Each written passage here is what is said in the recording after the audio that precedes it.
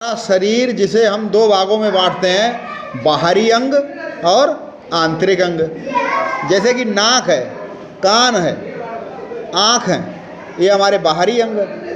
गुर्दा है, फेफड़े हैं, अमाशय है, ये सब हमारे आंतरिक अंग। इसी तरह हमारी पृथ्वी भी, उसके जो बनावट है वो बाहरी रूप से और आंतरिक रूप से। जब बाहरी बनावट की बात करते तो उसमें हम पर्वत, पठार, मैदान, नदियाँ, तालाब, झील, सरोवर, समुद्र, इन सबको देखते हैं। ये पृथ्वी की बाहरी संरचना है। और जब आंतरिक संरचना की बात करते हैं तो अंदर कैसी है, तो अंदर हम उसको तीन भागों में बांटते हैं। सबसे पहले ऊपर जैसे हमारी त्वचा, स्किन, वैसे ही पृथ्वी की त्वचा क्या है, भूपपरटी, ठीक है, जिसे पपड़ी बोलते हैं।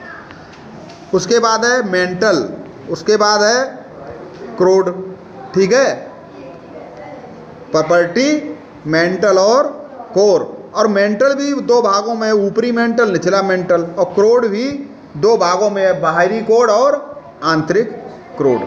तो आप चित्र में देख सकते हैं, समझ सकते हैं, आपके पास पुस्तक है, आप समझ सकते हैं कि किस तरह पृथ्वी की आंतरिक संरचना है, आंतरिक बनावट है, ठीक है। जो भूपपरटी है वो सिलिका और एल्युमिनियम से मिलकर बनी है। किससे बन के मिलकर बनी है? सिलिका और एल्युमिनियम से, जो हमारी पपड़ी है। उसके बाद जो मेंटल है उसको, पपरटी को हम सियाल भी बोलते हैं, और जो मेंटल है वो सीमा है, उसमें सिलिका और मैग्नीशियम है।